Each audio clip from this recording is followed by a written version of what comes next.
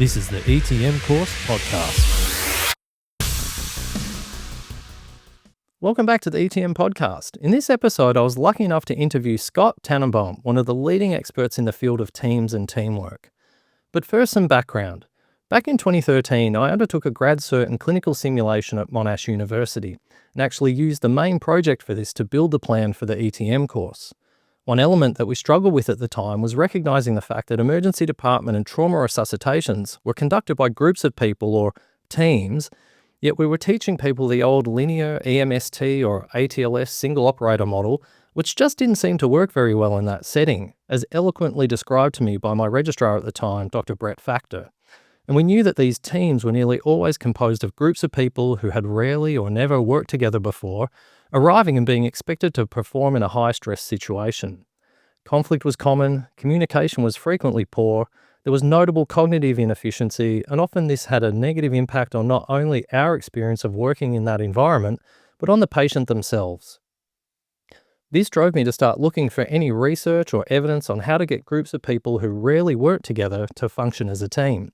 And by chance, I stumbled across an article called Teams Are Changing, a research and practice evolving fast enough, published only a year before in 2012 by Scott Tannenbaum, Eduardo Salas, and a couple of other researchers. In this article, they describe what are known as flash or dynamic teams and some specific strategies that could be used to get groups of strangers to start functioning well as a team. This was an absolute light bulb moment, and we directly incorporated these strategies from the article into the ETM model that we were building. We simulated it, practiced it, and sought feedback from colleagues and friends, and this iterative process produced the team-based model that's been taught on ETM ever since. This model has now become so ingrained into emergency medicine practice in Australia and New Zealand that components of it now form part of the marking criteria in the ASIM Fellowship OSCE exam, and many people don't know or remember life before it or where it actually came from. So if you've been at work in an ED and seen or participated in a Resus where someone was nominated as team leader, task-specific roles are allocated to team members, closed-loop communication was used, and someone has shared a mental model, this is where this system came from. Since then, Scott, Eduardo, and their colleagues have published many more research papers, and in 2021, Scott and Eduardo released a book called Teams That Work: The 7 Drivers of Team Effectiveness. This is now the go-to resource for anyone with an interest in teams and teamwork. It is an in-depth, evidence-based, but highly practical and useful compendium on the psychology of teams, what drivers make teams work and not work, and is written in a way that anyone who reads it will find something useful that they can immediately apply in their daily work to improve team performance. Scott Tannenbaum has a PhD in industrial and organizational psychology with particular expertise in the areas of team effectiveness, learning, and change.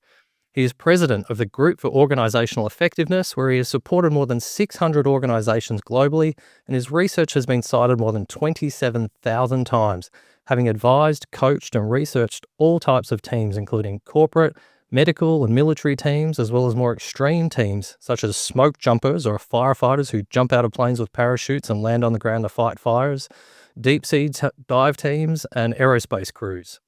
He is one of, if not the leading world expert on teams and teamwork. It was my great pleasure and honor to speak to Scott today. This is a long podcast. It goes for about an hour and a half, but is so full of pearls. So let's get into it. This is myself and Scott Tannenbaum talking about teams and teamwork. Okay, Scott, thank you so much for joining us on the ETM podcast. It's a real honor and a privilege to have you on. And Scott's in New York at the moment, and I'm in Melbourne, very different time scales. So I appreciate Scott making time at the end of his day to log in and speak to us. So we might just jump into it, Scott. And I think just to quickly fill people in about your background, you've got a very strong background in what's called industrial and organizational psychology, and that's a foreign concept for a lot of medical people. Can you maybe just tell us what industrial and organizational psychology is and how this links into your work with teamwork? Yeah, I'd be happy to. And first of all, just thanks for the invitation. I appreciate the chance to be able to chat with you. So yeah, I'm an industrial and organizational psychologist by training. In fact, I'm currently the president of our professional society called PSYOP. And IO psychologists are focused on psychology in the workplace. You know, the way people behave, the way people think, the emotions they have, the motivations they have. I'd say probably about half the IO psychologists in the world are working in academic settings and half are working in applied settings. in corporations and all industries you could think of, in consulting firms. And there's been a trend, particularly in the US for the last maybe 5 to 10 years, where a lot of biopsychologists are getting hired into healthcare settings. Because obviously the psychology and human behavior and motivation is so important to good healthcare. Yeah, I think it's something we've probably been sadly missing at least in the public health system in Australia for a long time. I think there's been an awareness of the importance of it, but maybe a lack of resource or attention paid to it. So it's great to hear that and reading your bio and your background, this is a whole industry. It's not just Scott. There are It is. hundreds of people that do this for a job, and tons of research, which we'll get onto as we talk about your book and things moving forward. So look, we really want to focus on this concept of teams and teamwork. You are without doubt one of, if not the leading world experts on teamwork and the research and science behind it. So maybe just to start to pan back a bit, why is it that humans form teams, and why is it so important to us as a species to work in teams? Everyone talks about teams. It's sort of this thing that just happens. We all follow sport teams. We get into groups at work that we might not realize are teams. And I think back to, right back to the sort of caveman era, obviously if you're going out to hunt a mammoth or something, you're probably going to do better if you're in a group rather than doing it by yourself. Can you maybe talk to that a bit for us? Yeah, and I'll start by saying, the use of teams and the amount of collaboration in the workplace has been increasing dramatically over the last 10, 15, 20 years. I think humans are drawn in some ways to work in teams. I mean, we're social creatures to begin with. And at the same time, we have this pull for kind of these social connections and working in team collaborative settings. We also have this kind of self-preservation, self-interest, selfish nature that we all have. I mean, every one of us has these kind of, think about them on your shoulders, it's like collaborate, collective orientation, and hey, what about me around this? And, I don't want to go so far as to say it's evolutionarily driven, but there's some indication that it might be.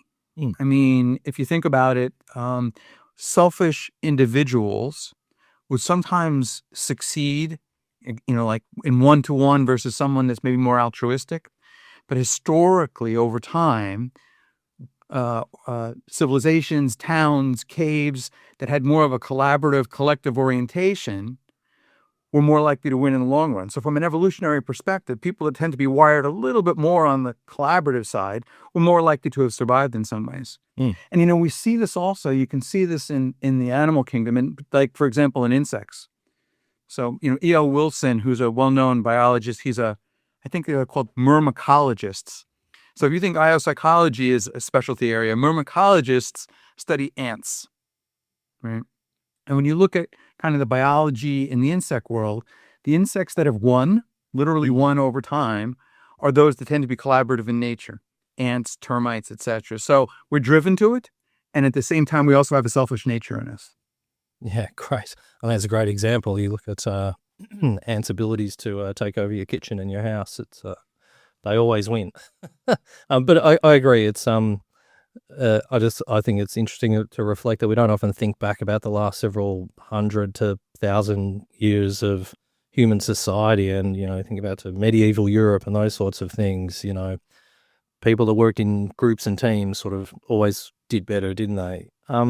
So look, based on that, and it's interesting reading a lot of your work that you've talked about teams growing in how common they are in workplaces and things, and we talk a lot about it in medicine, but we also often really struggle to work in teams and find it very hard, and some people are better at it than others. We don't often get a lot of specific training in it, and so sort of despite this sort of seemingly innate drive, why is it that people still find it so hard to work in teams sometimes? Yeah, I've had a chance to do a decent amount of work in healthcare, and I see some commonalities with other industries and some differences, but there are certainly some dynamics that are prevalent in healthcare that I think create, particular challenges. And one is, historically, people are trained individually. I mean, they're trained, they're rewarded also to be individual experts. We really saw this in the aviation community too. I'm going back several decades. The aviation community used to be very much the same way. Think about, for example, the jet fighter pilot community in the Air Force, in the military. It's this kind of competitive up and up and up, and you're learning individually and you're motivated for your individual excellence. Yeah. And yet then at the end, we come out of the end of all this training and we say, now go work together. Now go collaborate. And even people that are well-intended, they're not necessarily equipped because they haven't learned the skills in the formative years. And if they do start learning them, sometimes they're dropped in some place where maybe it's not recognized or rewarded. And so they're reluctant to demonstrate it.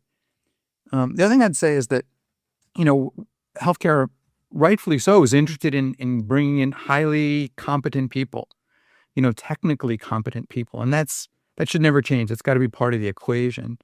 But sometimes, and particularly you see this more with, let's say, with doctors in some professions, we're almost looking for stars, And there's some interesting research that having too many stars creates problems. So in an effort to try and do the right thing for our patients, sometimes we're stacking the deck in a way that makes it difficult for folks to collaborate. I'd also say that healthcare is a complex, cross-functional, coordinated dance to do a good job for patients.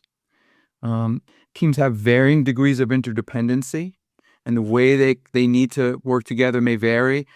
But as one thing I see in healthcare a lot are teams that are not dissimilar to relay races. In a relay race, there's kind of individual performance. I'm running with the baton, punctuated by these periods in which it needs to be perfect coordination or we lose. And so patient handoffs, for example, become a place where we see collaboration, teamwork breakdowns that occur, and it's inherent throughout much of healthcare around it. There's also kind of, if I elevate up a little bit, and I've had the chance to do work with kind of senior leadership teams in healthcare systems. They have a different lens, right? And they're as committed, in my experience, to the quality of healthcare as the providers are, but they also have to think about the larger system in some ways. So there's these competing priorities that naturally emerge in healthcare, and one of them is this tension between, financial constraints, which all organizations need to be aware of, but certainly that's prevalent in healthcare, and patient care, which at times can feel like a values disconnect, which leads to conflict. It leads to things like we can't allocate time to train properly, or we can't allocate time to debrief properly. And then, of course, healthcare is stressful. There's consequences. It's not like going to the restaurant. Coordination breakdown in the restaurant, my fries don't show up. Yeah. Right. But in healthcare, it's completely different around this. And so one thing we do know from psychology perspective is that under high stress situations, we tend to get tunnel vision a bit. We tend to think more about the work we're doing. We do less monitoring of others. So it's not surprising that even, again, well-intended people who may want to team effectively are combating some of these dynamics in the healthcare environment. Yeah, look, I think you've touched on some really pertinent points there. One is about that selection of who gets in, and I don't think we probably pay enough attention to that. And, you think about the selection process to get into medicine and then stay in university and then get into specialty training and then get through specialty training. It's constantly competitive, and you're constantly just, you just need to get one step ahead of the person next to you or behind you to get that spot. And that trains people into this very individualistic way of thinking. And then, like you said, you throw them in this room and say, oh, you're a team now. And despite their best intentions, they might not have the capabilities to do that, or the environment, I think, sometimes is still competitive. And it's hard to show vulnerability and do some of these good teamwork behaviors when you're thinking, well, I want the job next year and I've just got to get this person behind me. And the other thing you touched on is funding. Obviously, we have very different healthcare systems around the world. In the US, it's mostly a very private sort of corporate-based healthcare system. In Australia, it's publicly funded, and similar in the UK system, where there is just a constant lack of money and massive demand supply mismatch, where there's just never quite enough funding, and we're constantly being told you've got to meet KPIs and cut costs and things. And when you throw in this luxury of training and simulation and debriefing and things, sometimes that can just get pushed to the side. And the reality of working in this space is a lot of the times you are just all consumed with service provision, where your whole day at work is just, you might have set aside some time. So we're going to run a simulation of something today, but there's 30 people waiting from overnight. They've been waiting 10 hours to get seen in ED. You're really going to tell them, hey, everyone, just need to wait an extra hour here while we run a sim? And there is that conflict. There are some hospitals in Australia that still, despite that, have managed to do it. So places like the Gold Coast University Hospital, Vic Brazel and Eve Purdy up there have really demonstrated the benefit to the organisation and to the leadership of the hospital group to show the profound impacts that can have in a positive way if you make those investments. Well, we know the data. We want to practice evidence-based medicine in terms of prescribing things for patients, etc. We want to practice evidence-based teamwork as well. And there's plenty of evidence that shows that these things work, but I'm not so naive as to just say it's as simple as like, just do it. Because of all the dynamics we talked about, there's challenges. And yet some institutions are doing a good job of it. And the question is, can we amplify that? Can we extend that, for these kind of well-known evidence-based practices?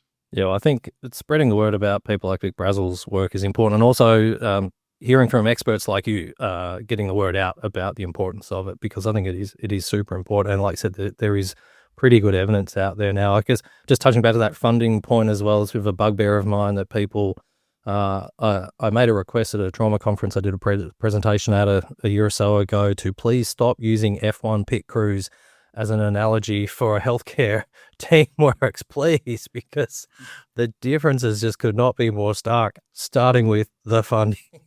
The money involved in certain groups and industries have this insane amount of cash to put towards these things, which has all this knock-on effect that we just don't have the luxury of in healthcare. But yeah, I think that's a really good point. Look, we'll move on, because I think this sort of segues into this next point I wanted to talk about, which is your 2012 article, which was foundational for me to come across by chance and read, and it's sort of how I got onto you years ago when we were starting the ETM course. And the article's called "Teams Are Changing, a Research and Practice Evolving Fast Enough." And you wrote this with your colleague Eduardo Salas and a couple of others.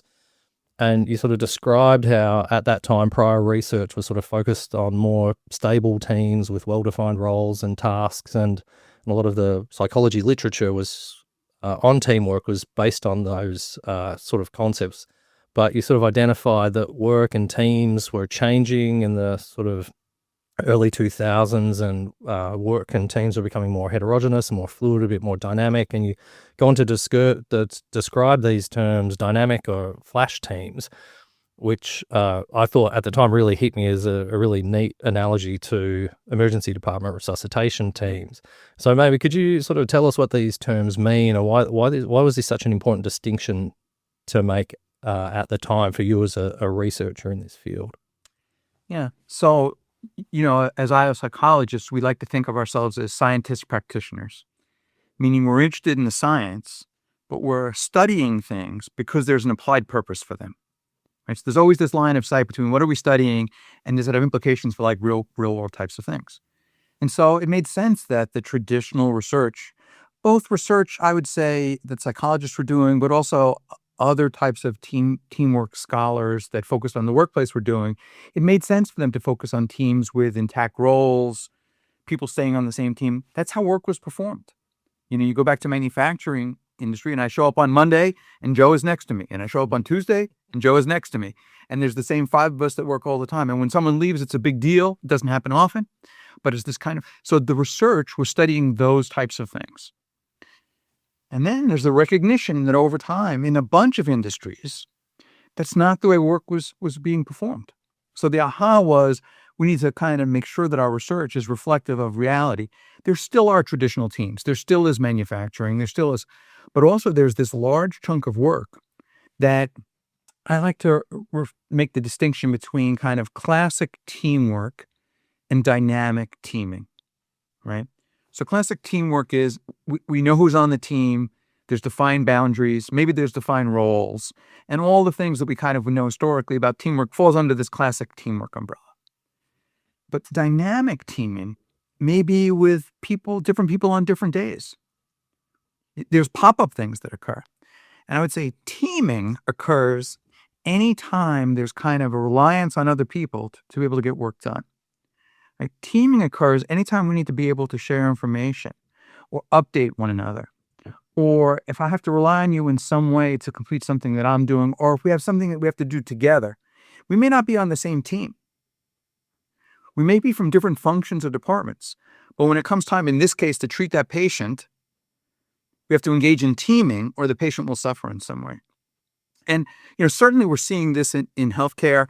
I was kind of interested to see it in other places. Like we took a look in the petrochemical industry a couple years ago, because the reason we focused on them is because mistakes in petrochemical have huge ramifications. So we want them to get it right, And when we studied them, what we discovered that, at a petrochemical facility, people spend like 75% of their time engaged in teaming, and they're not necessarily collaborating with the same people every day. So you think about that and the way you manage that and the way you prepare people, the types of simulations that you run, the types of training that you do, the types of debriefing that you do has to be flavored a little bit differently. And then I guess you could think about a flash team as almost an extreme case of that, right? So I can have a dynamic team for which some players change over time, tasks may change, but players, and eventually over a period of time, we end up with a different team. But in flash teams, it's like, we've got to do something now. We're going to pull people together. It may not be the same people that worked on something yesterday. And I see you nodding and that's certainly the nature of emergency medicine at many times. Yeah, while you're talking, I'm just picturing myself at work, and we call it the bat phone rings, and I work at a trauma center, and we literally get the call saying, we're, in 3 streets away, we've got 2 patients, both been stabbed in the chest. One has no cardiac output. We're going to be there in, we don't know, maybe 5 minutes with 2 unconscious critical patients, and you need to suddenly draw these people into a room, and it will very likely not be the same people that you just did the last case with 5, 10, 15, 20 minutes ago. So that sort of defines our work, really. In some cases, it may be someone that you haven't even worked with before, or that you haven't worked with for a while, So the other example of this that I think people can immediately relate to is, you go to get onto a flight, and the flight crew's there, and they announce stuff, and they're handling things, and they're there mainly for their safety. They remind us, but, and it kind of, you get the impression of like there's a flight crew that goes from Adelaide to Melbourne to Sydney, and they fly to Thailand, and then they fly to the US. But that industry is not done with intact teams. And more often than not, when you get onto a flight, those people have never worked together before. And so some of the same challenges that you see in kind of emergency medicine, we also see in aviation right now. Yeah, I've got a friend who's a ex-military pilot and now a commercial jet pilot, and I've talked to him at length about this actually, and the only sort of I guess the key difference is that at least before the flight, they've had maybe an hour or half an hour or so to sit down in a room beforehand and do a bit of planning and look at the weather and just form those initial kind of bonds, maybe, or sort of, we call it sussing each other out in Australia, just sort of, have that little bit of prep time. But you're right, they often do just show up and it's someone they've never worked with before. And yeah, and my flight is delayed, so I'm only showing up 5 minutes before flight time. So we've lost that little window that you have. We can't count on it. It's nice when we have it. Right? Yeah. Well, look, I think you went on in this article to describe several factors and recommendations to assist people who form or lead these flash or dynamic teams. And I was going to read a few of them out because to me, these really were foundational for us. So one is team formation, or choosing the right members to sort of, from a hiring perspective, almost even just make sure you've got good people and the right people with the right skill mix to be on those teams. Giving people a sense of identity or role clarity is really important for people who join these flash teams. You talked about some transportable teamwork competencies, so giving people a set of skills they can transport and apply no matter which group of people they end up working with or which team they end up in. And then some tips about rapid integration. So, which again really defines what we do, is if you've never worked with this team before, what are some things you can do to just feel like you're onboarding quickly, or quick start protocols for rapid team launches. And another point that I thought was just great was this point you called join in progress protocols for people that sort of show up after the team's already kind of formed and the work's already kind of happening, so you can ensure new team members kind of brought up to speed quickly. And again, that just so well describes our workflow in hospitals, because we say we've got the trauma team before the patient. Not everyone's there all the time at the start. It's very common for the surgeon to be in the operating theatre, or just someone's a bit held up, they're just finishing with another patient, and they kind of arrive after the case has started. And when I read this was over a decade ago, this is like a real light bulb came on for me, because these are sort of some key elements that I thought were really missing from our emergency medicine and trauma training and background and practice even, and they really help define the model that we teach on ETM, and then that has now sort of filtered into the wider emergency medicine community here, and these points are really sort of foundational now. We're almost at this point now I sort of reflect as well, we've got a new generation of doctors coming through who don't know life before this. This is just kind of normal for them now. But yeah, for people that maybe didn't know, or where we got this model from, this is really from Scott's tips in these articles. I think hearing those, you can see these are so applicable to what we do. So it's fun to hear something that I wrote about 10, 12, 15 years ago, hearing it back, and I was at least able to continue to nod and say, oh, yeah, that still makes sense to me. Good. Phew. Still relevant. Yeah. But happy to touch on, any of those points that you'd like. I mean, if you want to talk a little bit about team formation, we could start with that. And yeah, sure. But I think maybe the team formation, and to me, well, I guess maybe a few of them, the rapid integration stuff we kind of have learned how to do. But I think that team formation, the identity and role clarity, which is something we really focus on, is this sort of task-specific roles and giving people very clear instructions about what you want them to do and what their role is and what your expectations are. And then maybe a bit about this transportable element and how important it is to give people skills that they can apply no matter what team they're ending up in. Yeah, I think I'm going to start with transportable, because I think it connects some of the dots. So if we are engaged in dynamic teaming, we don't have the opportunity to work shoulder to shoulder. It's very difficult to prepare us as a team, right? Because that team doesn't even exist after this case. So the types of things we typically do to build teamwork skills in an intact team don't necessarily apply for us. So our opportunity is to be sure that we get on the same page, that we have a shared mental model, shared cognitions about key things, and that we bring that shared model and a set of skills that we can apply to each case. So if we don't have transportable competencies that we can take with us, and I'm not aware of the transportable competencies you're showing up with, it makes it much more difficult for us to coordinate and collaborate together. So part of this is, let's make sure that when we're doing training, when we do get a chance to debrief, it's a different type of debrief because it's not an intact team debrief. But what are those things, the skills that we want anybody that's going to be in an emergency medical situation, or we've done some studies with mass casualty, in a mass casualty situation, what do we want those knowledge, skills, attitudes to bring with them, like as an intact package they're carrying when they show up, they already have that. And it's related to the concept of role clarity a bit too. Research on this, very, very, very, very compelling. Role ambiguity and role conflict creates problems for us. Creates problems in teams. It creates problems in family relationships, doesn't it? Yeah. Am I responsible for taking the trash out or not? Type thing. Yeah. So we want to have role clarity, but in dynamic settings, what we can't have necessarily is role rigidity, because people need to be able to fill in and step in. Sometimes one person isn't there who needs to be there. So what we need to have is a clear understanding not only of our roles, but what we want to do and need to do when certain things happen. You can almost think about them as if-then contingencies in some cases, right?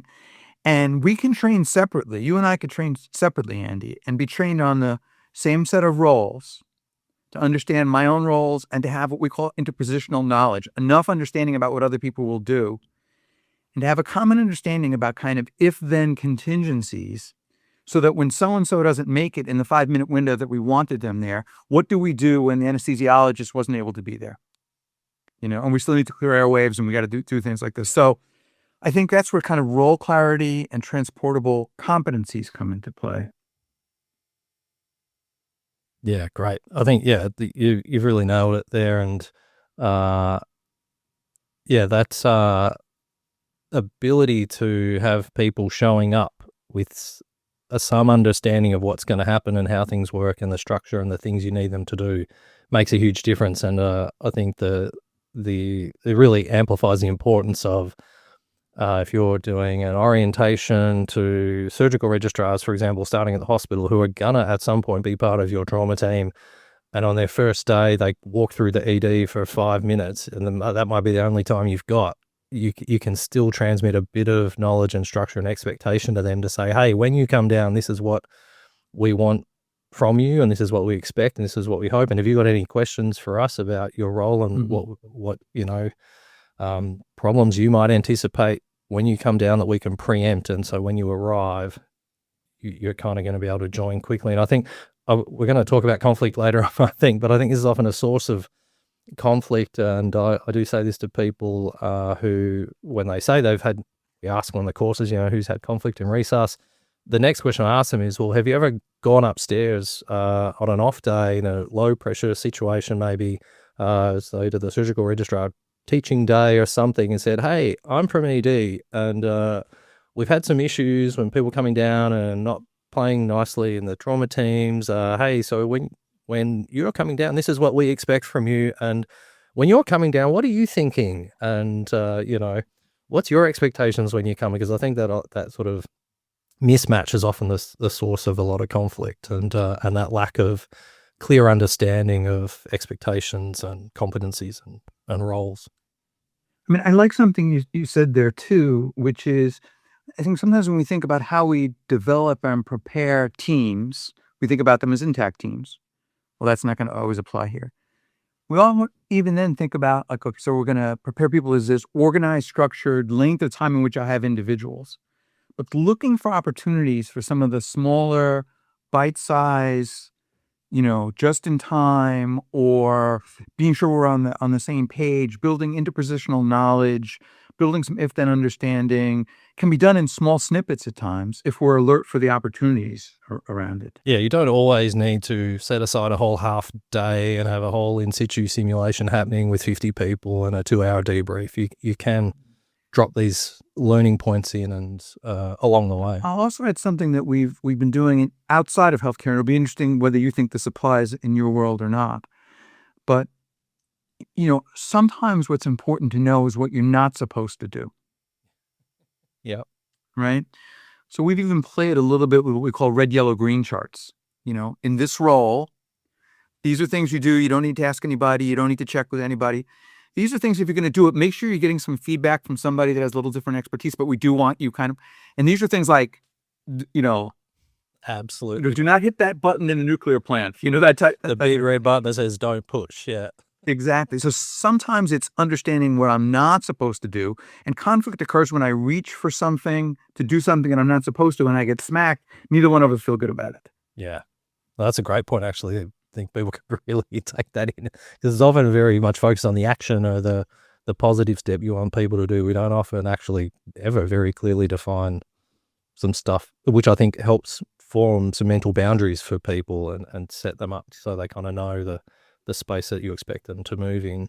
So look, you've dropped several words and phrases in the first half of this interview that very much tie into it, are part of the amazing book that you published a few years ago now with Eduardo Salas. And I think for anyone who's got any interest in teamwork or even simulation now or in healthcare, we've already come across this book. And if you haven't, you must go get it. It's the book called Teams That Work.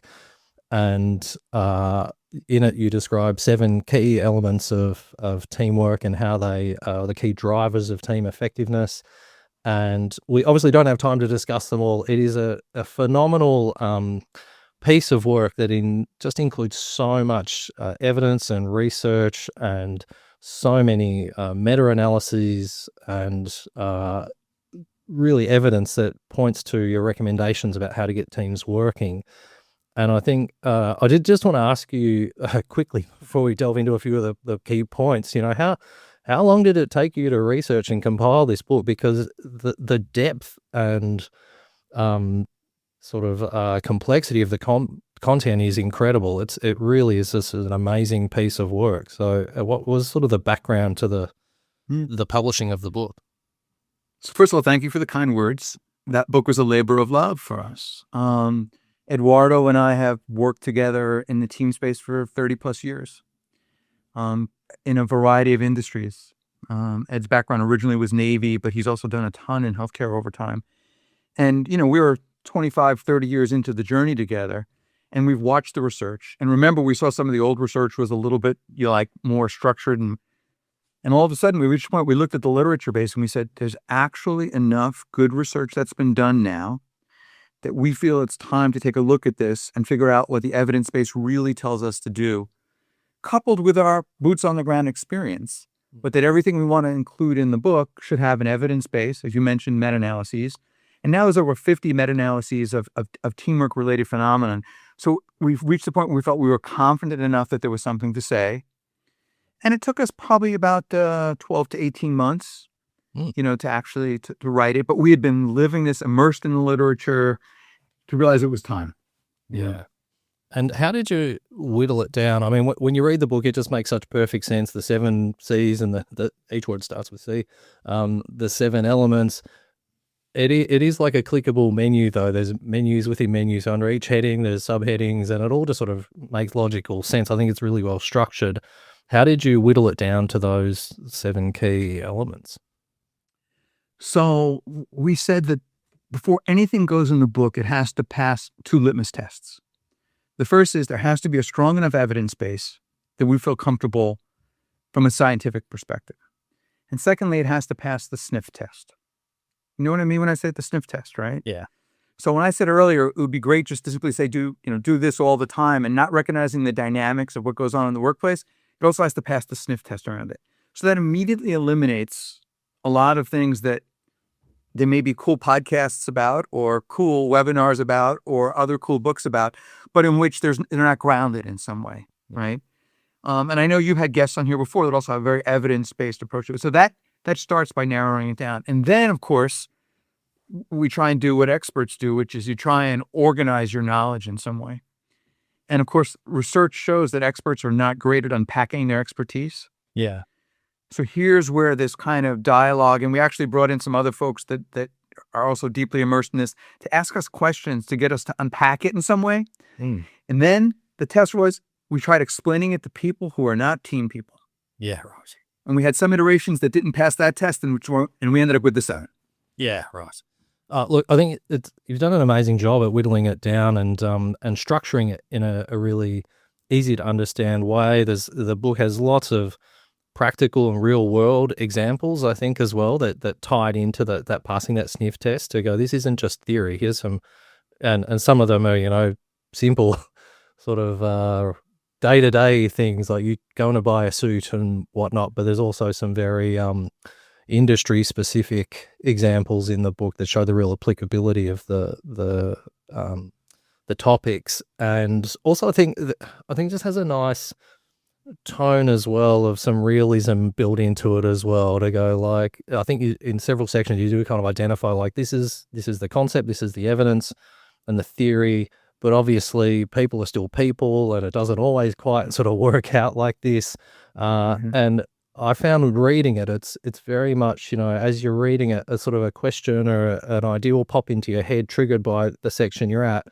And as you move on, you go, oh, that's answered in the next section. Like it just has this nice logical flow, which I think for people that maybe aren't that familiar with teamwork science, it's a really well structured way to get into it.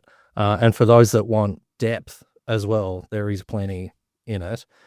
So look, it's just in the interest of time, look, I could talk all day about just the background to the book, but maybe we've picked out a couple of, because obviously we can't go through all 7, we'd be here for days.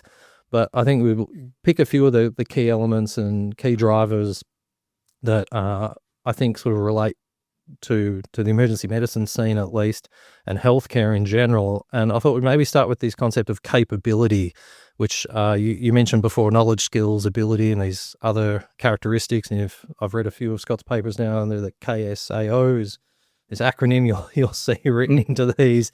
So maybe what are capabilities, and why are they sort of this important concept? So it sounds obvious. Of course you need skills, but why is this such a key element? First of all, you made me smile with the KSAO thing. Every field has their own language, right? Has their own acronyms. We talk to ourselves about it, but this is also a challenge that occurs in cross-functional teams, and that the language is different around, right? Yeah. But for us, as you said, capability are these things that individuals bring to the team. Some of them are individually related, like enabling me to do my task. And some of them are team related. They're skills that make you a better team member in some ways.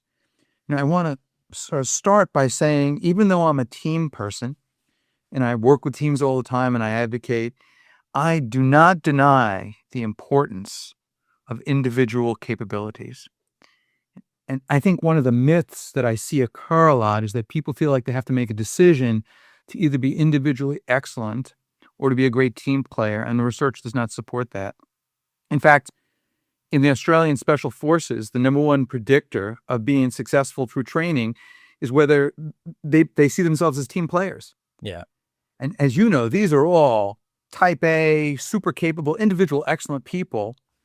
NASA went through this experience as well. In the old days, they were all about the individual, and they discovered over time. So first of all, it starts with individual talent, but that's insufficient. What teams also need to have is enough people with what psychologists like to use the term collective orientation, right?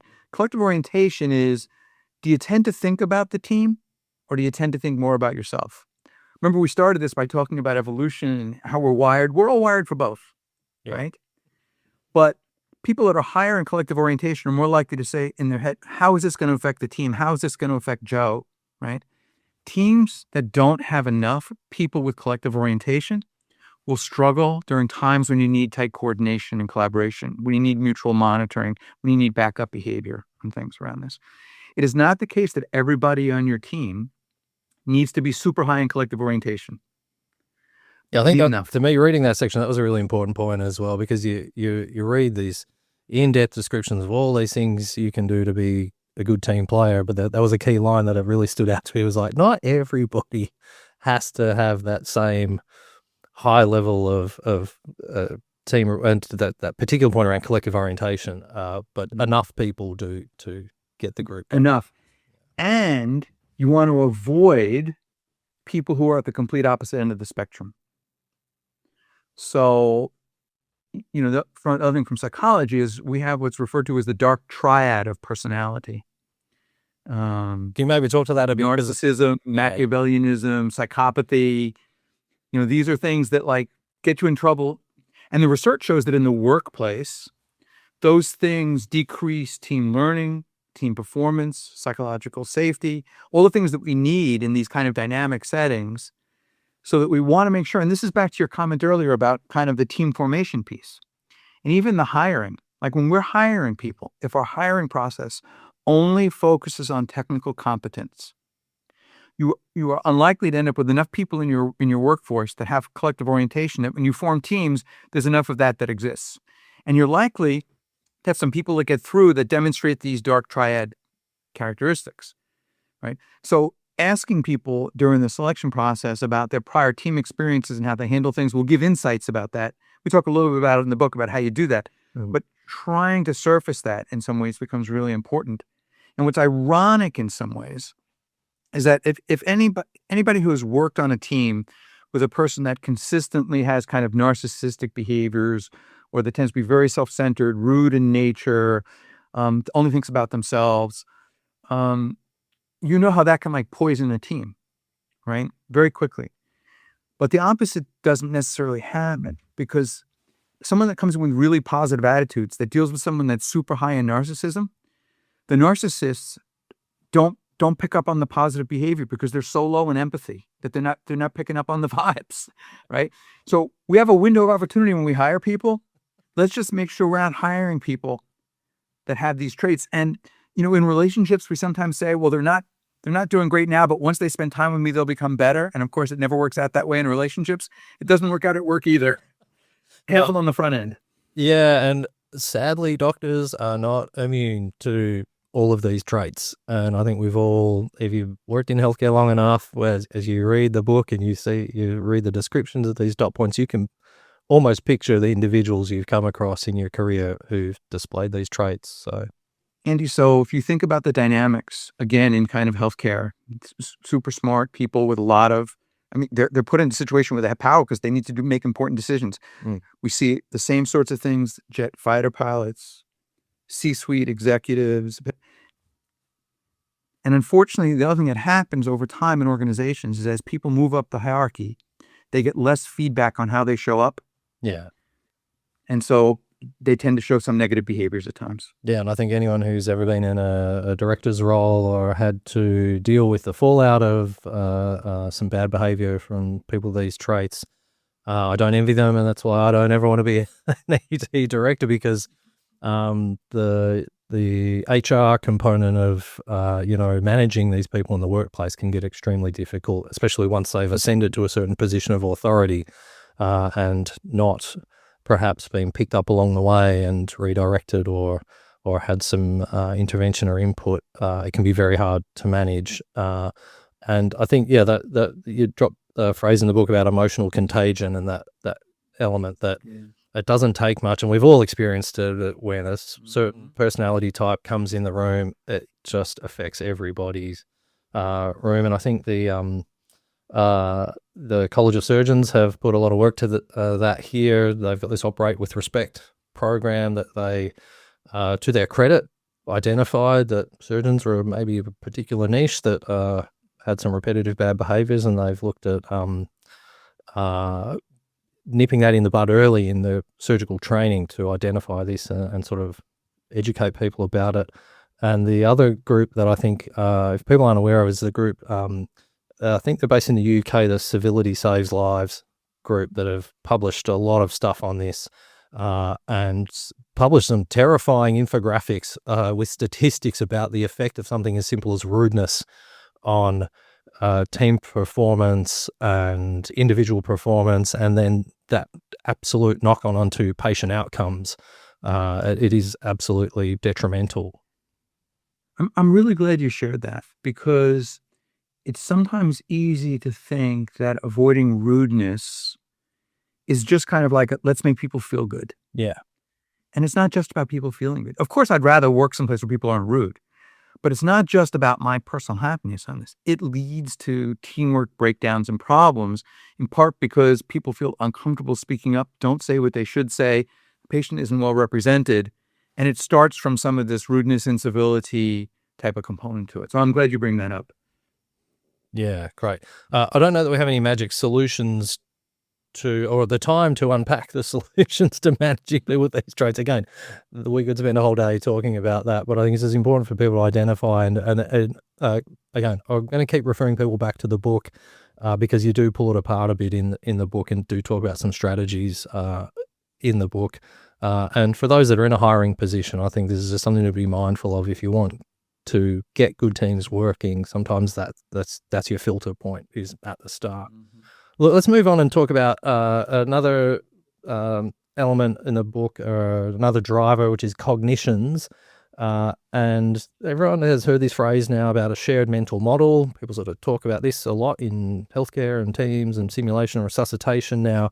But you really pull this apart in the book and describe this concept more of these two elements, shared mental models and transactive memory systems, or TMSs, that together form this thing called shared cognition. So I just wanted to ask you, what's important for, it seems obvious, yes, we all need to share where we're at and what's going on, but from your perspective, why is it so important for people to know about shared cognitions and how they affect teams?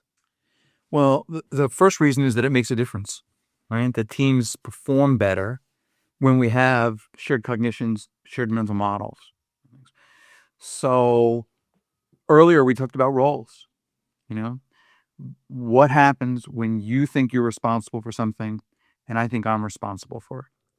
What, even worse, what happens when I think you're responsible for it and you think I'm responsible for it, and we get gaps in performance? Yeah. So to me, the image that I like to have when I talk to teams about shared mental models is using roles, for example. It's not whether we talked about it. It's if Scott showed up and talked to each of us individually and said, who's responsible for doing X, would we get the same answer? When that happens, teams perform better, right? So whether it's about priorities or roles, or earlier I talked about if-then situations. Hey, if this happens with the patient, then what should we do? Picture Scott interviewing each of those people. Think emergency medical, think trauma case, right? If I could individually stop the clock, pull them aside, would they give me the same answer? If so, their probability of being effective as a team goes up dramatically. The concept of transactive memory systems, which is a great example of psychology using our own babble to talk about things, simply means like, do I know who knows what? Do I know where the expertise lies on the team, right? And teams that know that are able to be more adaptive and respond well. And of course, as we talked about types of teams that work together for periods of time have natural opportunities to build shared mental models, to build transactive memory systems, and to foster shared cognitions. Teams that are dynamic, and flash teams in particular, don't have that opportunity while they're doing work. So this now speaks to the preparation process, whether it's startup guides, whether it's joining in mid-progress, that enables folks to have a common picture about if I join this team midstream, what should I do when I show up? And if someone sees Scott joining the team, what should they do? To enable us to have that kind of connection point when we don't have 3 months of working together to figure it out. So I think this is even more important in those dynamic teams, more difficult to do, but super important. I think you've touched on a great point there. I think it's important for people to, perhaps if you're in the team leader role in a trauma resuscitation and new people show up, because this happens all the time and you don't know who they are, or maybe they have their hat on and it says they're the anesthetist or whatever, and they're about to just walk in the room and start doing something. It's super important to just tap that person on the shoulder and just bring them back for a second and say, hey, I'm just going to introduce myself, tell you who I am. Who are you? Find out who they are and what they think they're doing there, to gauge, you get some sort of mutual understanding, and then give them a quick synthesis or update on what's going on, and then tell them what you need them to do. And again, hot tip from before, what you need them not to do. And there's simple stuff like, we get this all the time. The classic one is the patient was a bit bleeding out a bit. They've had some blood transfusion. They stabilized a bit, and we want to go to the CT scanner. And the anesthetist, or I'm not going to label specialties, a doctor in the room will normally go, let's just put an arterial line in so we can monitor the blood pressure more accurately before we go to CT. And invariably this leads to a 5, 10, 20-minute delay. And if you don't identify some specifics around, we're not going to do this because it's not going to make a difference, or if we'll give you a rationale nicely, that sets some boundaries for people and gives them a clearer sort of idea of what they're doing, what's going on, and what you want them to do. And I think that if-then point is really important as well, to sometimes identify a couple of the elements of the situation that maybe aren't clear yet, and say, look, we've done X and Y. If this happens, we're going to CT. If they respond to the resuscitation, we're going to go to CT. If they don't, I'm going to set a timer in 5 minutes. We're going to the operating theater for a code red op stat, whatever. Yeah. So here's a picture too, right? So this person has an accident of some sort, right? And at that point, they and their spouse are the only two people that know things. And the spouse is trying to get up to speed, figure out about this. And then ambulance gets called. And now whoever's doing transport has to get brought up to speed. So they're joining midstream, aren't they? Tell me a bit about this. Maybe the patient can't describe it. So then you're talking to the spouse, right? Which creates an interesting dynamic because they become part of the team in a sense. They're involved in the teaming aspects of it. So then they get transported. Then they show up. And the first healthcare providers show up on the scene, and what happens? The driver then has to explain it. So now they're joining this dialogue, this experience midstream. They start doing something because they can't wait, but then other people show up. So this conscious awareness of like, we're joining at different parts in the river. And when we join, like, what's going to bring us up to speed as quickly as possible, because you've got this sense of urgency, but ignoring it means that we're more likely to have mistakes and mishaps around it. Yeah, that's a fantastic analogy. I never really thought of it before. We're so focused on ourselves. Again, maybe a bit narcissistic as doctors. We think we're the only team. What do you mean? We're the trauma team. Well, remember I said when you're under stress, you tend to narrow focus. So Yeah. I'm not thinking about that. I'm thinking about this patient in front of me and how do I keep them from bleeding out or ensure they're breathing properly. Yeah, I really like that analogy, though, that this is a continuum of this person's life and their experience and their relatives, and there's other people and the paramedics and there's some firefighters there. And it is amazing. I do often find that, and one thing that we brought in healthcare, which I think has really helped with that rapid bringing people up to speed, is structured mnemonic-based handovers from paramedics. So they very clearly know the information that we want, the structure we want it delivered in, which really just gives this quick, concise way for them to sort of transfer care to us. But it is amazing, and I really try and do this because of the speed with which that can happen. And then activity starts in the room, which is distracting, and there'll be elements that were just told to you that maybe fall out of your mind or you don't remember. I do often just let the team start.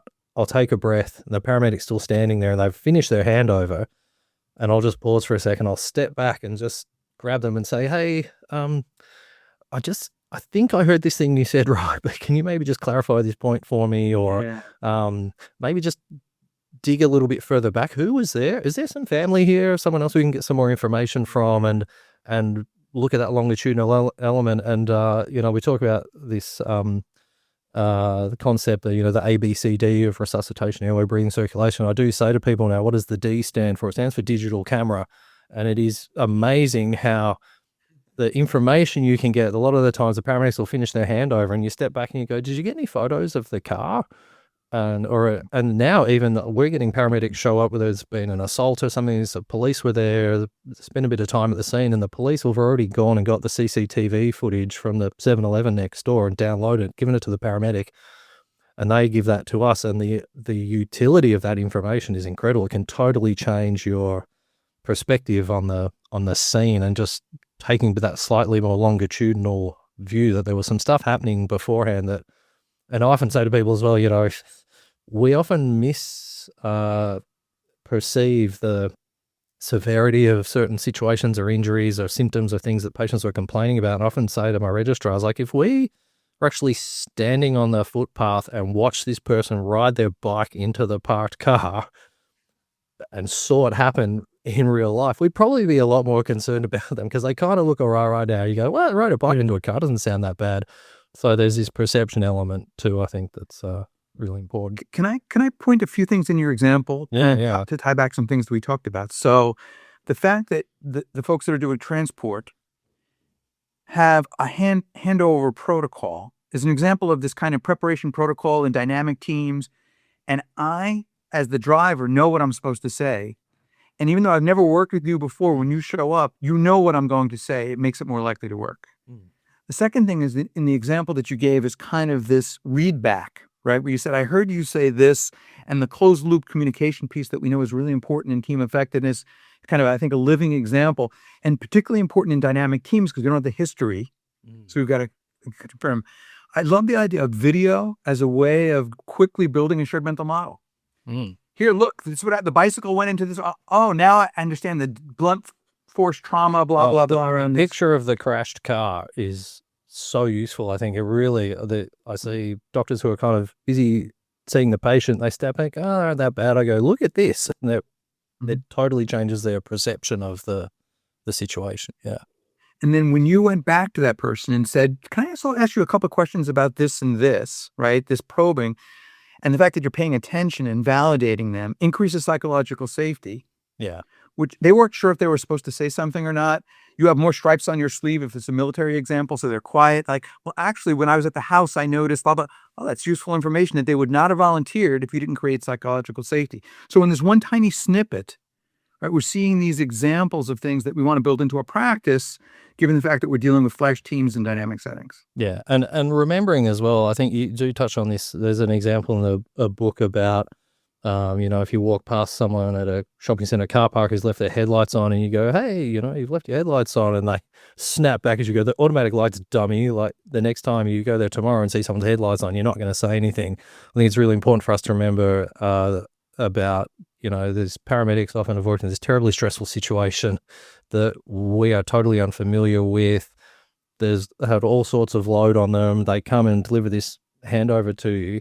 It's really important to just, like I said, maybe ask a few questions, do these few little things about that build that psychological safety, and thank them as well. Often, if it's been a really bad, messy, traumatic case, I'll often go find them in the room afterwards, and while they're sitting down writing their notes, and they've kind of defragmented a bit, and just go have a chat to them just as a human to human and say, wow, that must have been really stressful. You're okay. I think you actually did an amazing job, and this is what's happening to the patient. Give them that sort of longitudinal element, because the next time they come in, I want them to feel good about coming in and doing a better, doing a good job. This is the other mindset around flash teams, is that with an intact team, you keep thinking about kind of like, what can I do to make sure that my small group are ready to go next time? In flash teams, every time we do something positive or negative, it carries out throughout the system. People carry it with them. So that transport, that driver, a week ago showed up and was told to shut up and get out of the way. And as a result, when they show up next week, they're giving the bare minimum. Yeah. The fact that you spend a little time with them to get them so they feel validated, know they have something important to add, means the next time they show up. So each of our behaviors is not just contributing to this case or to our team, but they're contributing to this kind of ecosystem of how we tend to work together. Super important in flash teams. Yeah, great. Look, again, we could talk all day just about this section. There in the book, you list 8 types of shared cognitions and 10 ways to boost shared cognition. So I would really direct people to the book, because it's a fascinating section. We don't need to list them all. And I think just to touch on this key point as well, that we'll get on to feedback and debriefing just right at the end, I think, because it's a key element. But there's this other point about practice and training and simulation does sort of help build shared understanding. And we get an argument sometimes in healthcare. We're going, well, if we run a simulation on one day, we're only going to catch, 10% of the people that will ever do this job. So why bother? And I think we need to flip that and go, well, 10% is better than 0%. If we get 10% this time, we'll do it again in 2 months and get a different 10%, and gradually build that point where you have it doesn't have to be everyone, it has to be enough people. And there's some, I think you sort of touched on this, building this ethos of this culture around improvement and shared models and cooperation, I think is really important, which I didn't even mean to do that, to segue directly into the section on cooperation. But it ties in nicely. And in the book, you describe 4 elements that are, again, backed by, this is not hypothetical, this is backed by solid meta-analytic research now about these elements of cooperation. And the 4 you list are trust, psychological safety, collective efficacy, and cohesion. And I want to talk about, just because in the interest of time, just maybe talk about trust and psychological safety, as there are some really amazing insights in the book that I hadn't really thought of or reflected on, how I come across at work and things that people I work with do, that we're probably all subliminally sort of unaware of, but are super important about how people decide if they can trust you and things that you manifest, and to make yourself trustworthy. And then on the flip side, the sort of the psychology of being a trusting person, and how we decide if we can trust someone else, and the importance of this. So maybe to start with, could you just tell us what is trust, and what are these elements that we project that impact on people's ability to trust us? So I'll start by saying that cooperation are kind of attitudes, but not general attitudes. They're attitudes about my team, the people I'm interacting with, right? Trust is when I give you the benefit of the doubt. Psychological safety is a team thing. Psychological safety is, do I think you, people I'm working with here, are going to give me the benefit of the doubt? If I don't, no one wants to show up and appear stupid or intrusive or an obstacle. So we become quiet. We don't share information that needs to be shared when psychological safety is low. So both these phenomena are really important. And we know that trust is based on perceptions and interpretations. It's not based on reality. Mm. One of the things I've heard a So I think million times. I really want to focus on that because it was just this light bulb when I read that as well. It's not, you can't make yourself be trustworthy. It's about how someone else perceives you. There's things you can do to help them try and perceive you a certain way, but it is about it is about perception, isn't it? It's not this rigid thing. Yeah, and so sometimes trust feels unfair. I get leaders that tell me, I don't understand. I've done things, and yet this person doesn't trust me. It's not fair. And I'm like, but that's how people operate. Yes, it's unfair. Let's think about the contributions, the chips we can collect, right? Do by the right behaviors to increase the likelihood that they trust you. But I can't make somebody trust me, right? So what do we know? What are those judgments, those interpretations about? Well, they're part about competence and they're part about character. And we do this as humans all the time through every interaction. We do it without thinking about it. It's running in the back. The script is running in the back of our head. Do I think that you're capable of doing what you said you're going to do, of delivering, right? So I'm making a competence judgment all the time. How's Andy going to be in running this podcast, right? Haven't done a podcast with him before. Does he have the skills to make this feel like a conversation? I'm making a judgment around it. Yeah. And then there's character. And we make judgments about, do I think the other person cares about me? Do they share similar values to me? So for example, in a healthcare setting where someone thinks that you're more interested in the dollars and cents than in the care of the patient, you make these judgments, accurate or inaccurate, about that person that costs chips from my chips account, my trust chips account, that make me less likely to trust you. And part of the reason why it's so important to, every chance we get to interact with people, to kind of put chips into our account, like doing what we say we're going to do is an example of one thing that sounds really simple, but making commitments we can't keep is a real problem. People want to say something to make the person feel better and say, I'll take care of that. And then they can't because they're caught up in 5 other things they're doing.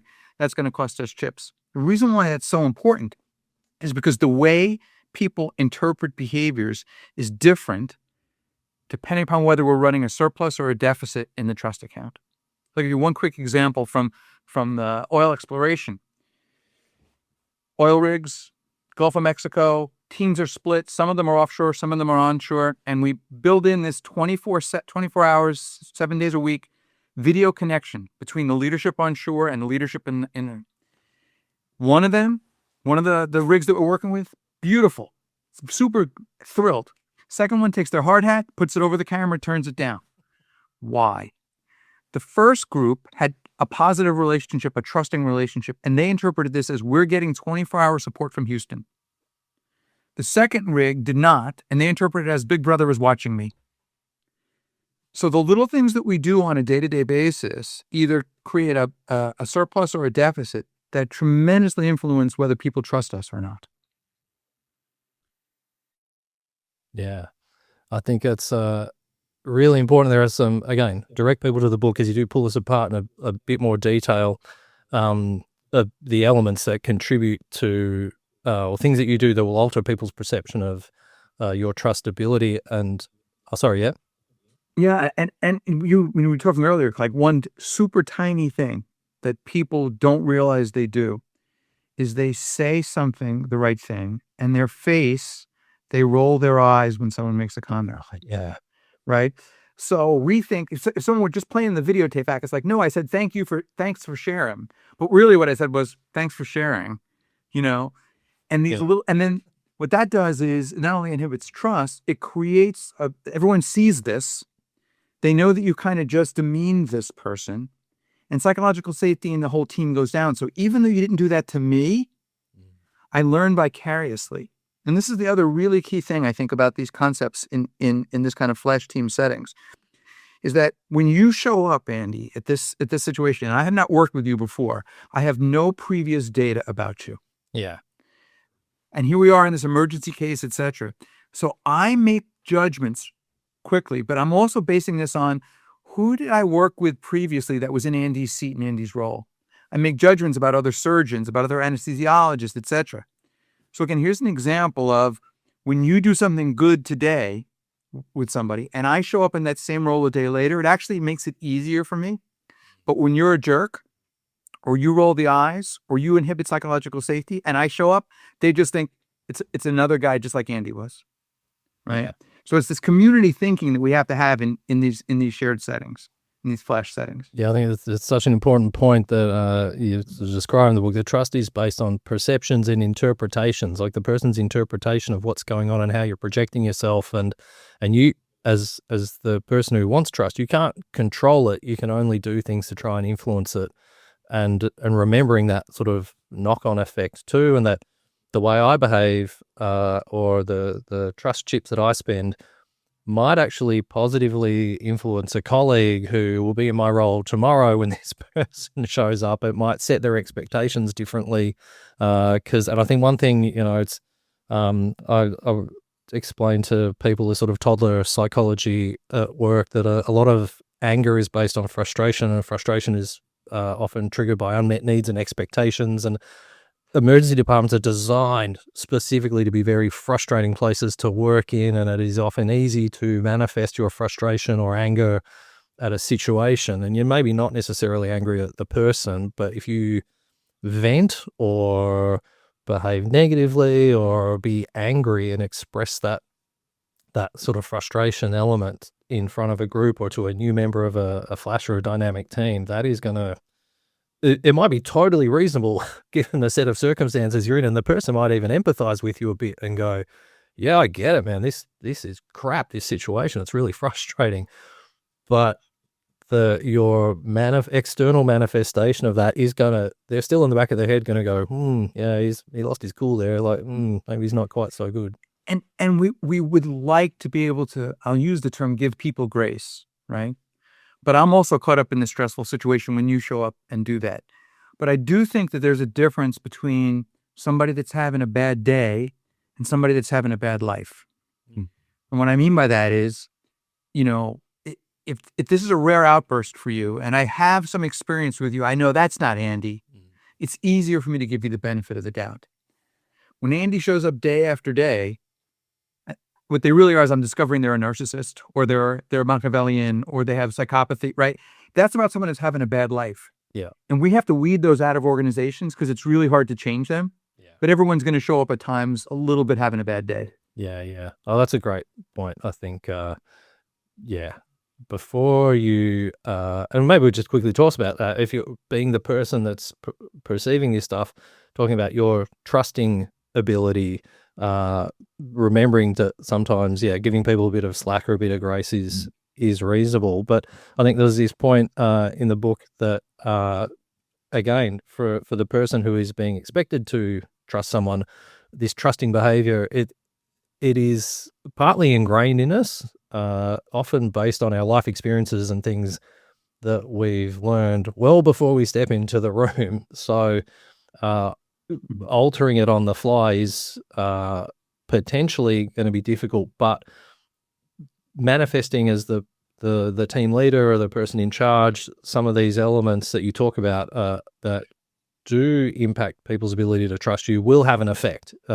Even if someone is not very trusting, you can still earn their trust by behaving certain ways. So think about these three components. Each of us has a general level of which we're typically trusting or not. Some people are naturally a bit more trusting than others. Nobody trusts everybody for everything, right? But we all have kind of a built-in, like a certain degree of general trust. Then I get into a situation and I'm dealing with someone and I have no data about them. I tap into that, but I also tap into the categories that I quickly put them in. Oh, I deal with surgeons a lot. He's probably like them, right? Oh, I've dealt with men in this role before. He's probably like that guy, right? So we do this. We're not doing it consciously. We have our general level of trust. We've got these categories, and then we start getting data. What the research shows is that general trustworthiness plays a role, but not as much role as the data that we get in the moment. So we can overcome some of these things, but we've got to use our chips smartly. We've got to show up properly. And if I'm already showing up with a little level of distrust, and you're in a category that I don't typically trust, and I don't put any chips in the bank, we can predict. Yeah, it's not going to work.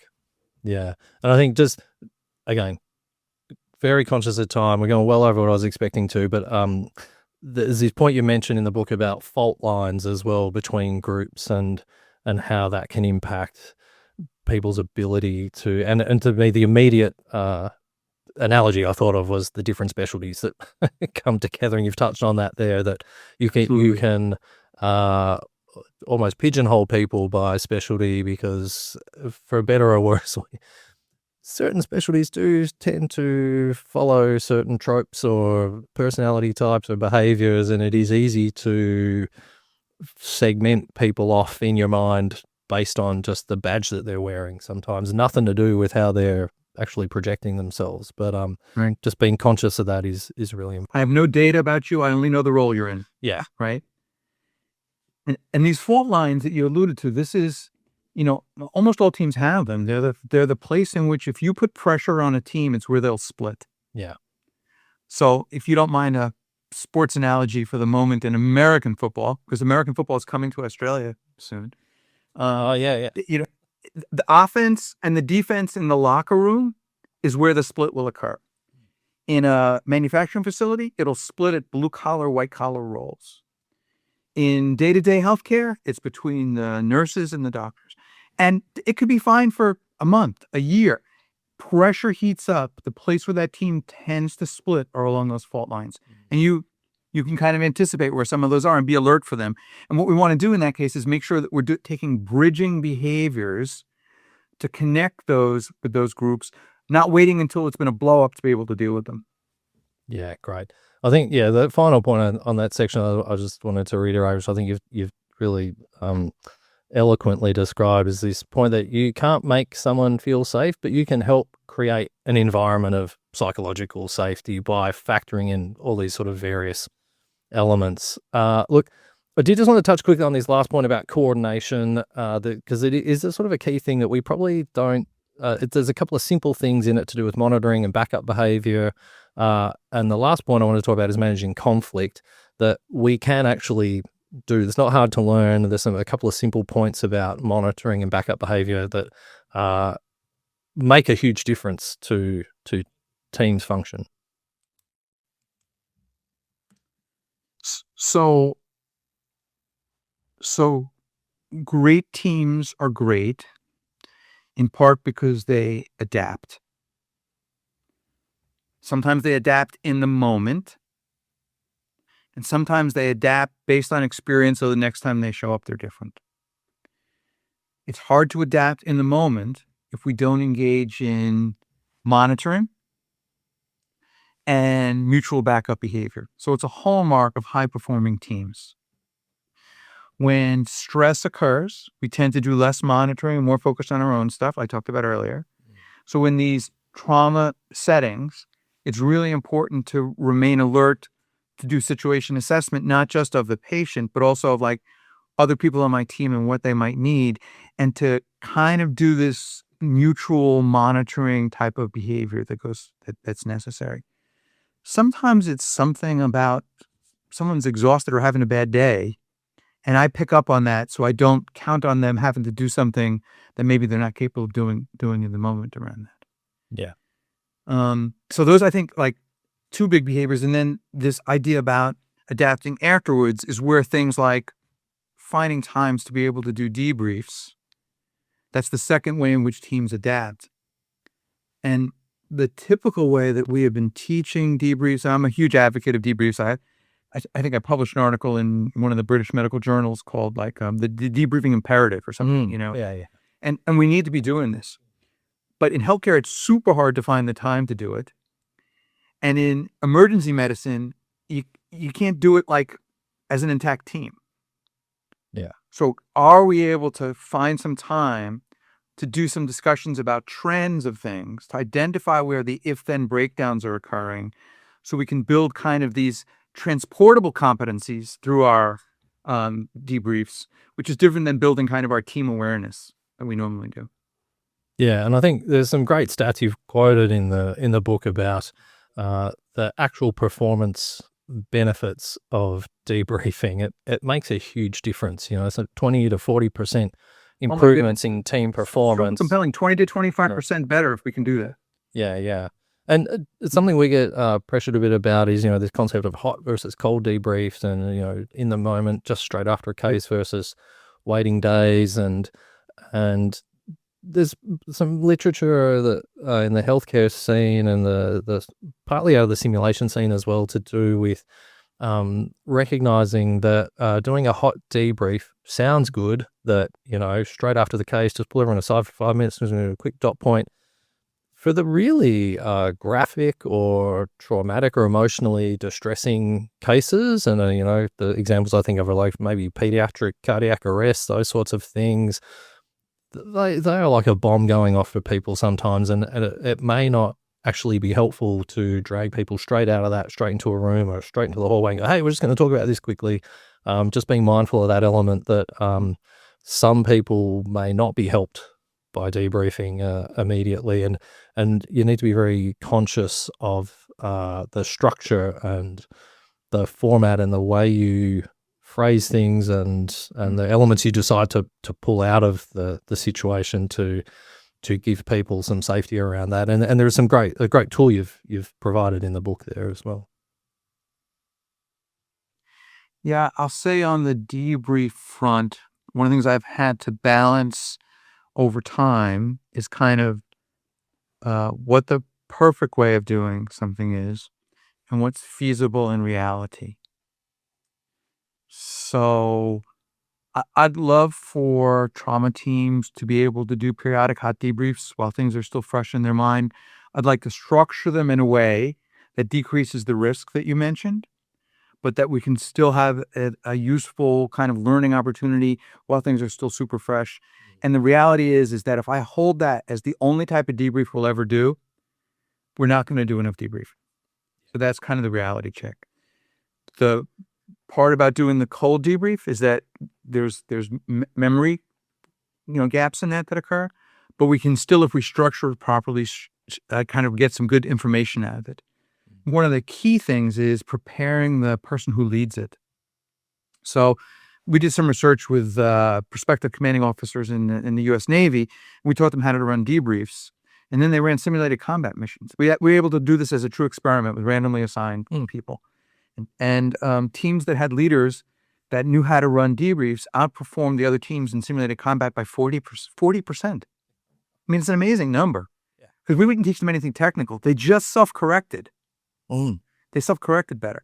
So a few small things are, sometimes the person with the most stripes does most of the talking, and we don't surface the information. And since they can't see everything, the debrief is not as effective. So one thing I try and encourage leaders is you're not the first voice. You can ask questions more than providing kind of information right off the bat. That does not mean that if you have seen something that the team does not bring up, that you can't mention it. So it's balancing inquiry and advocacy is kind of the key role. And I think about, if I'm a leader doing this, I am kind of the safety net, that if my team doesn't bring this up, I will, but I give them first chance to. And I make sure that the conversation isn't simply on clinical or technical issues, that we also discuss things like communication and handovers and willingness to speak up. And should we have involved the patient's family as part of the team in this? Would that have made a difference? So asking the right questions, so we also consider teamwork factors, is the other kind of big aha, I think, that people can take away. Yeah, I'm glad you mentioned that, the advocacy inquiry model, because it's relatively easy to learn, and it takes some conscious effort to flip your brain into that model when you're trying to practice it. But once you start doing it, and also being very nascent if you're running the debrief, that you should not be the one doing all the talking is really important as well. I think they're two really important points. Look, that's amazing, Scott. I thought maybe just one last point to touch on, because this other point in coordination you talk about is managing conflict. And I think it would be remiss of me not to just bring this up briefly in the healthcare setting, because it is such a source of distress sometimes for people, and in certain hospitals and certain cases, it almost seems inevitable. And could you maybe just talk to conflict quickly in teams about what are some of the sort of things that create it, and what can people do to manage it, prevent it, or or circumvent it or deal with it? So let's first start with the question, is conflict good or bad? Mm. And the answer is it depends. Because if we don't disagree at all, it probably means people aren't speaking up. And the research has studied what makes it good or not good. Like, when is it constructive and when is it not constructive? So part of it is, what are the majority, when we have conflict, what is it mostly about? When it's mostly interpersonal in nature, conflict tends to degrade performance. But when our disagreements are more about the way work gets performed, the nature of work, we're focusing on kind of task-related conflict. Sometimes it can boost performance, and it depends on two things. The first, it depends upon whether you have psychological safety. And this makes complete sense. Because if you and I can have a healthy disagreement in the moment, like I can say, Andy, no, I don't think you should use that, you should use this. And we have psychological safety, the likelihood is we use that in a constructive way. If we don't have psychological safety, either you feel threatened by it or you shut me down because I don't have power. Mm. So psychological safety enables disagreements to keep from going to become destructive conflict. The second is the style in which you approach conflict. So there's three predominant styles. One is a competitive style. I'm a New Yorker. I grew up originally in New York City. We are notoriously combative people. I learned competitive style, win every argument, blah, blah, blah. And only later in life that I discovered that wasn't necessarily very constructive in team settings, right? Yeah. The second is avoidance style. I don't want to hurt anybody's feelings. I want to be super careful. And so we end up at the other end of the continuum where we don't speak up. And the third is collaborative conflict. And the best way I could summarize this in a nutshell is collaborative conflict is we care about what is right. We don't care about who is right. Yeah. And if I would kind of leave you with kind of one thought in the conflict areas, if we can have the mindset that what we really want to care about is what is right, not who is right, we're much more likely to have constructive conflict that actually boosts team performance rather than those that kind of degrade from team performance. Yeah, great. Look, I think that's a fantastic point to end on there, Scott. And we do the sort of the analogy we draw on in my teams is that we make it about the patient, not about us. You know, what's the right thing for the patient and the situation, not what's the right thing for me and winning this argument or getting into a personal situation over it. And the other thing I've learned over the years is if it is becoming that, arguing it out in the heat of the moment in front of the patient is not the right time to sort that out if it is becoming personal, and sometimes you do need to just refocus people back on the situation or what's happening, or like you said, what is right, not who, and have those personal discussions outside the room later when everyone's cooled down and the heat's off the situation, the pressure's off, because you don't have many good outcomes or wins if you get into it. It tends to just escalate into maybe a more New York style argument if you try to manage that at the time. Yeah. And when you do that, kind of letting it escalate in front of the team, not only is the conflict bad for you and that person, but psychological safety goes down in the entire team. Yeah. Great. So you pay for it later. Yeah, absolutely. Look, Scott, I could absolutely just talk to you all day about this, and I would love to have had time to go through every section of the book in detail because it is just such a phenomenal piece of work. So look, I think we'll wrap it up there, though. I do just want to extend my personal thanks from the ETM family and all of our listeners for taking the time to meet with me today and talk about this. And thank you for your decades of work and research and effort and time and commitment you've put into this field. I think I'm sure you've worked in so many industries and seen the outcome of your work and the positive impact it's had.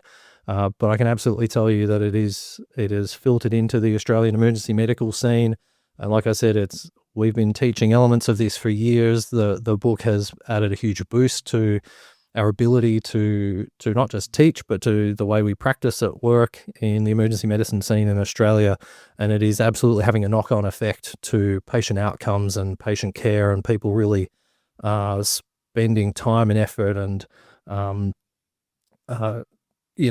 time really thinking about the importance of all these elements you talk about in the book. And my hope for the future is that this becomes more a part of our training and becomes more embedded in our systems and processes, because I think there's just so many valuable lessons in the book. So yeah, thank you. Thanks for the invitation. I love that there's an advocate for effective teamwork in the healthcare setting. I think we all need to be focused on it. So thanks again for the invite.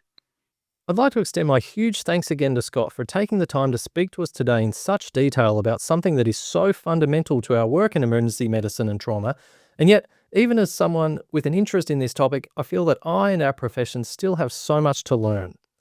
If this has in any way piqued your interest in teams and teamwork, I cannot recommend enough that you immediately go and buy the book, Teams That Work, The 7 Drivers of Team Effectiveness, from your preferred book supplier. It comes in hardcover, Kindle or ebook, and audiobook formats, and I'll put links to all of these in the show notes and on the ETM website blog page.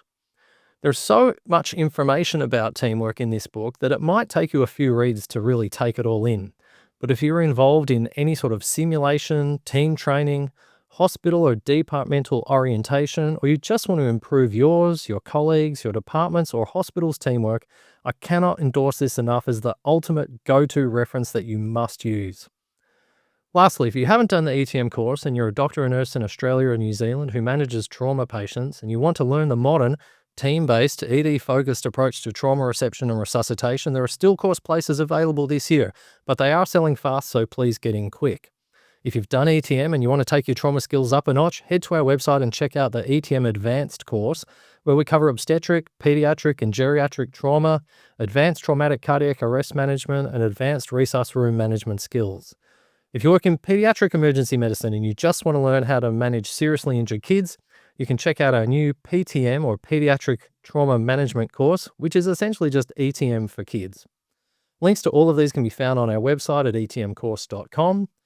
If you want more general emergency medicine training, head over to etmonline.com and check out the Tox course, a multi-module online course that covers all things toxicology. You can also register your interest for our upcoming online procedural sedation course, which we're hoping to release in the next few months. So that's it for now. Thanks for listening, and we'll see you on the next episode.